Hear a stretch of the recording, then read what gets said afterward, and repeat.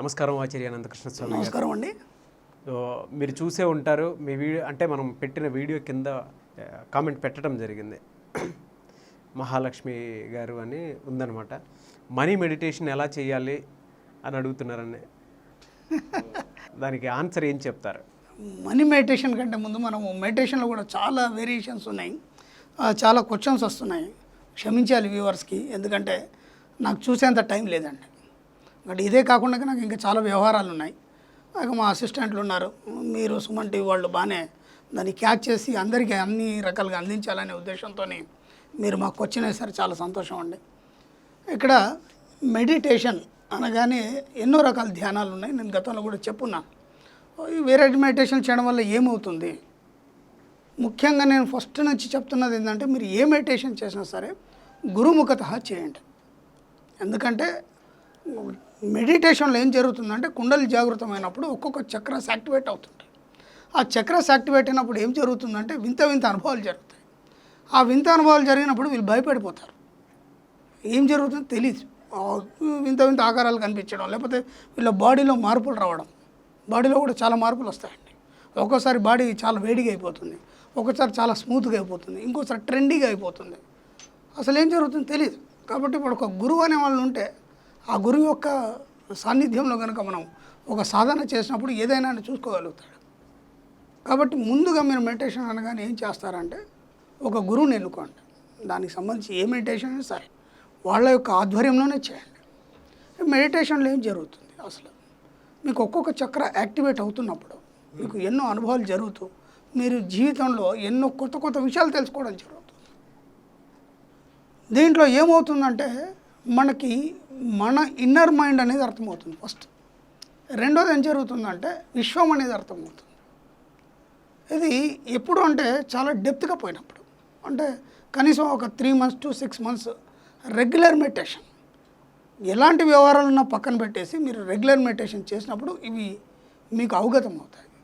దీంట్లో మీరేం చేయాలంటే, ఖచ్చితంగా ఏదో ఒకటి సాధించాలనుకున్నప్పుడు మాత్రం ఎలాంటి వ్యవహారాలు పెట్టుకోకుండా దీన్ని పట్టుకొని కూర్చోండి.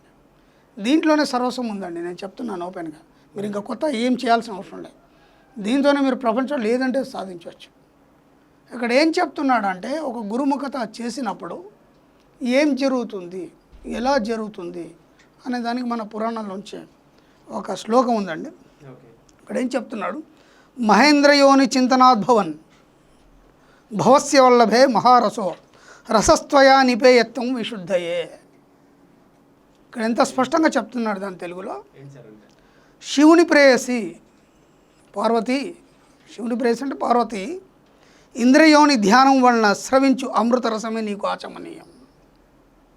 ఇంద్రియోని వల్ల ఏదైతే స్రవిస్తుందో ఆ యొక్క అదే నీకు ఆచమనీయం. నువ్వు అది మాత్రమే చేయాలి, ఇంకేం చేయడానికి లేదు. మెడిటేషన్లో డెప్త్కి వెళ్ళినప్పుడు ఏం జరుగుతుందంటే, మీకు ఎన్నో రకాల అనుభవాలతో పాటు మీకు అంగిటిలో, అంగిటి అంటే లోపల ఇక్కడ గొంతు దగ్గర విశుద్ధిలో మీకు ఒక రకమైనటువంటి అమృత జలం అనేది ఊరుతుంది. ఓకే. ఇప్పుడు మన సాధువులు సన్యాసులు వీళ్ళందరూ ఉన్నారు, 100,000 సంవత్సరాలు ఎలా బతికారండి.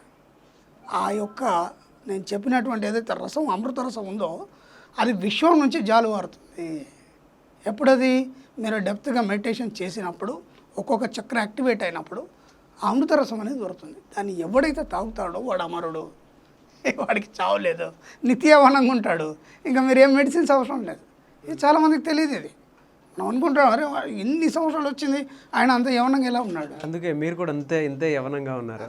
థ్యాంక్ యూ అండి. మేము కూడా గతంలో చేస్తున్నాం, ఇప్పుడు ఈ మధ్య బిజీలో కొద్దిగా. మీ ఏజ్ ఎవరికి తెలియదు సార్. మీరు చెప్పేంతవరకు నాకు కూడా తెలియదు, ఓహో ఇంత అని. Thank you sir. ఇంకేం చెప్తున్నాడండి, ఇది ఎక్కడ ఉంటుంది, ఈ యొక్క ఇంద్రయోని అనేది ఎక్కడ ఉంటుంది. ఇంద్రయోని మానవ శరీరంలో అంగిటి దగ్గర ఉండును. ఎంత స్పష్టంగా చెప్పాడు. అంగిటి అంటే పైన. నిజంగా సార్ ఆ అనుభవం అనుభవిస్తాం. మేము మా గురువుల దగ్గర ఉన్నప్పుడు మేము ఆ సాధనలు చేసాము.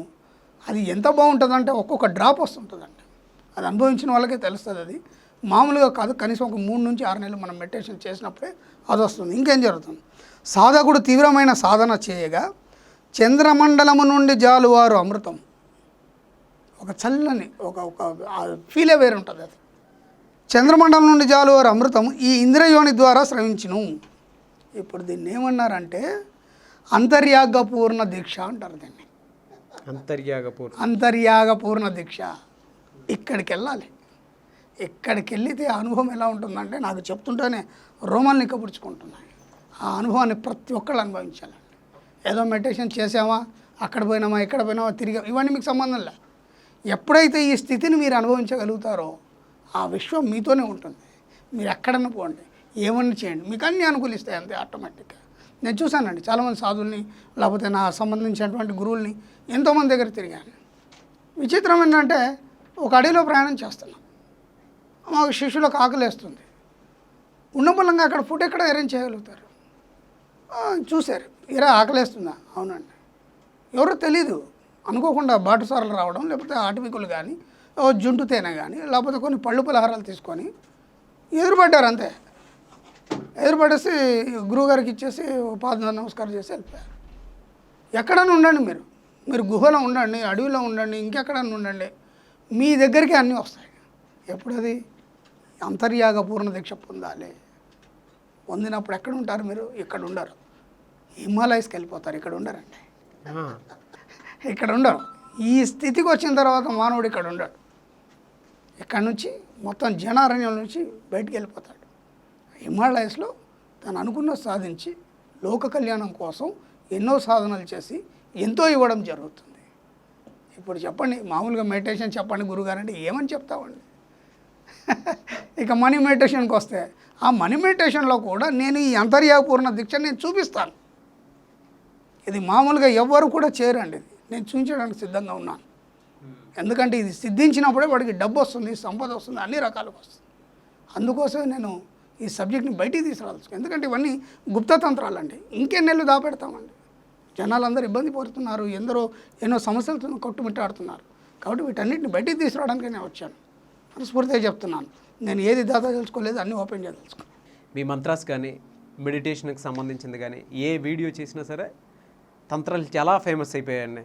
చాలా ఫేమస్ అనమాట. ఎందుకంటే ఇంట్లో ప్రతి ఒక్కరికి అనువుగా ఉండేలాగా చాలా సులువుగా ఎక్కడికి వెళ్లకుండా ఇంట్లోనే అన్నీ చేసుకునేలాగా చెప్తున్నారని తంత్రాస్ ప్రతి వీడియోలోనూ ఎక్స్పెక్ట్ చేస్తున్నారు.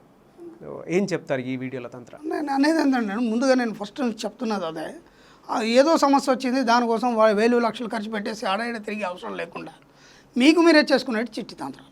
ఈ చిట్టి తంత్రాలు మనం వ్యూవర్స్ ఎంతమంది చూశారు, మంచి కామెంట్స్ ఉన్నాయి. నేను ఫస్ట్ ఏమంటానంటే ముందు ఇవన్నీ కూడా మీ జీవితంలో ఒక భాగం మాత్రమే, కానీ ఇది జీవితం అనుకొని డబ్బు సమయం వృధా చేయకండి. ఇది ప్రతి వీడియోలో నేను చెప్తుంటాను.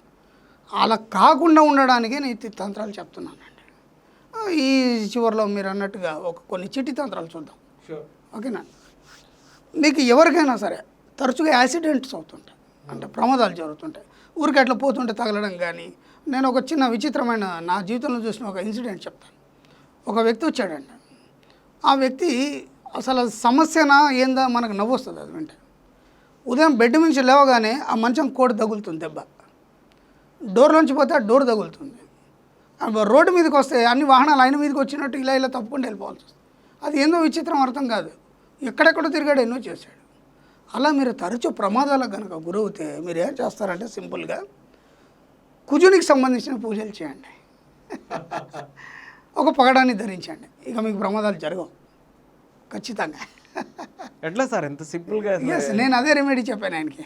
కుజగ్రహానికి పూజలు చేయించేసి మీరు పగడం పెట్టించా ఉన్నాను, ఈరోజు హ్యాపీగా ఉన్నాడు ఆయన.